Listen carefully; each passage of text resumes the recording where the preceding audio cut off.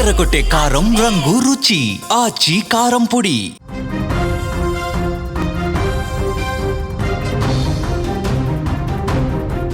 కట్టుకున్న భార్యనే రోకలి బండతో అతి కిరాతకంగా హత్య చేశాడో భర్త. అది కూడా పిల్లలు ఇంట్లో పడుకున్న సందర్భంలోనే ఈ దారుణమైనటువంటి ఘటనకు ఒడిగట్టి ఆ తర్వాత వాట్సాప్ స్టేటస్ పెట్టుకొని నా చేతులారా నేను చంపుకున్నానంటూ ఆయన పెట్టినటువంటి స్టేటస్ ఇప్పుడు ఒక్కసారిగా సంచలనంగా మారింది. హైదరాబాద్ బోరబండలో జరిగింది ఈ ఘటన. భార్యాభర్తల మధ్య సంబంధాలు నానాటికి దిగజారిపోతున్నాయి అనడానికి ఈ ఘటన ఇప్పుడు నిదర్శనంగా మారింది. అనుమానంతో భార్యను రోకలి బండతో కొట్టి హత్య చేశాడో భర్త. అయితే అక్కడ నిద్రపోతున్నటువంటి పిల్లలు మేల్కోవడంతో అమ్మ పడుకుందని, మీరు నిద్రపోండి అని చెప్పి బయటకు వెళ్ళి తన భార్య తనని చంపేశానంటూ మొబైల్లో స్టేటస్గా పెట్టుకున్నటువంటి ఘటన ఇప్పుడు అక్కడ స్థానికంగా కలకలం రేపుతోంది. పూర్తి డీటెయిల్స్లోకి వెళ్తే వనపర్తి జిల్లా చింతకుంట గ్రామానికి చెందినటువంటి ఆంజనేయులు నాగర్ కర్నూలు జిల్లా కొల్లాపూర్కు చెందిన సరస్వతిలకు 2013లో వివాహమైంది. కొన్నేళ్లుగా రాజీవ్ గాంధీ నగర్లోని ఒక ఇంట్లో నివాసం ఉంటున్నారు అద్దెకి. వీరికి ఓ కుమారుడు ఓ కుమార్తె కూడా ఉన్నారు. ఆంజనేయులు కారు డ్రైవర్గా సరస్వతి హైటెక్ సిటీ ప్రాంతంలోని ఒక కంపెనీలో హౌస్ కీపింగ్గా సూపర్వైజర్గా పనిచేస్తున్నారు. వీరి కుటుంబం ఆర్థిక ఇబ్బందులతో సతమతమయ్యేది. దీనికి తోడు భార్యపై ఆంజనేయులు అనుమానం పెంచుకున్నాడు. ఉద్యోగం మానేసి జులాయిగా తిరగసాగాడు. సరస్వతి పలుమార్లు కొలువుకు వెళ్ళాలని సూచించినా కూడా, అంటే భర్త నువ్వు పని చేయి ఏదో ఒకటని చెప్పినా కూడా ప్రయోజనం లేకుండా పోయింది.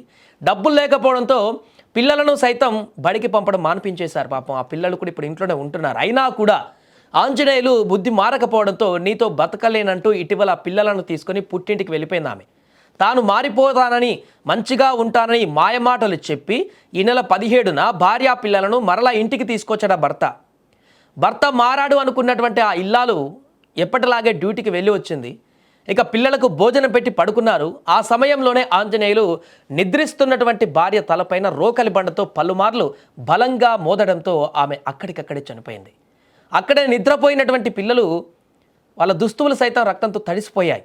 ఆ సమయంలో వారిద్దరూ నిద్రలేవడంతో ఆ భార్యను చంపుతున్నటువంటి సందర్భంలో అలజడి వచ్చి ఆ పిల్లలు పడుకున్న పిల్లలు నిద్రలేవడంతో అప్పటికే ఆమె చనిపోయింది. అన్కాన్షియస్లో ఉంది, లేవలేని పరిస్థితి. అమ్మ పడుకుంది, మీరు నిద్రపోండి అని ఆ భర్త ఆంజనేయులు బయటకు వెళ్ళిపోయాడు అక్కడి నుంచి. ఆ వెంటనే భయంతో పిల్లలు నిద్రలేచి లైట్ వేసి చూసేసరికి అక్కడ తల్లి రక్తపు మడుగులో పడి ఉండడాన్ని చూసి వారు వెంటనే అక్కడ ఉంటున్నటువంటి సమీపంలో ఉంటున్నటువంటి వారి మేనమామకు ఫోన్ చేసి చెప్పారు. ఆయన అక్కడికి చేరుకొని పోలీసులకు ఫిర్యాదు చేశారు. దీంతో ఈ ఘటన ఇప్పుడు బయటకు రావడం జరిగింది. ఇదిలా ఉంటే భార్యను చంపేశాననేటువంటి బాధ, భయం ఏమాత్రం లేదు అతనికి. ఆ తర్వాత చంపేసి బయటికి పోయిన తర్వాత నా భార్యను చంపేశానంటూ వాట్సాప్ స్టేటస్ పెట్టాడు. నా జీవితంలో సగభాగమైనటువంటి నిన్ను నా చేతులారా చంపుకున్నాను అని స్టేటస్ పెట్టుకోవడం గమనార్హంగా మారింది. ఇప్పుడు ఆంజనేయులు గతంలో సరస్వతి మరో సోదరుడైనటువంటి ప్రశాంత్ను కత్తితో గాయపరచడంతో కేసు నమోదైనట్లుగా కూడా తెలుస్తుంది. సరస్వతి సోదరుడి ఫిర్యాదు మేరకు కేసు నమోదు చేసుకున్న పోలీసులు ఇప్పుడు దర్యాప్తు చేస్తున్నారు. ప్రస్తుతం నిందితుడు పరారీలో ఉన్నాడు. ఏదేమైనా కానీ హైదరాబాద్లో ఒకవైపు కుకట్పల్లిలో భర్తనే భార్య చంపేసినటువంటి ఘటన, బోరబండలో భార్యను భర్త రోకలితో చంపేసినటువంటి ఘటన, ఏదేమైనా కూడా వరుసగా జరుగుతున్నటువంటి ఈ దారుణమైనటువంటి హత్యలు భార్యాభర్తల మధ్య నెలకొంటున్నటువంటి నేటి పరిస్థితులకు అద్దం పడుతున్నాయి. దీని కారణంగా అమాయక పిల్లలు ఆగమైపోతున్నారు. ఇప్పుడు వీరికి 2 పిల్లలు ఉన్నారు. అక్కడ కుకట్పల్లిలో జరిగినటువంటి దాంట్లో కూడా 2 పిల్లలు ఉన్నారు. ఆ పిల్లలు ఇప్పుడు రోడ్డున పడిపోయారు. కొన్ని ఘటనల్లో అయితే అంతకుముందు పిల్లలను కూడా చంపేసి చచ్చిపోతున్నటువంటి ఘటనలు ఉన్నాయి. ఏదేమైనా కూడా వరుసగా వస్తున్నటువంటి ఇలాంటి దారుణమైనటువంటి ఘటనలు నేటి సమాజంలో భార్యాభర్తల రిలేషన్షిప్ ఏ రకంగా ఉందనేది ప్రశ్నార్థకరంగా మారేలా చేస్తుంది.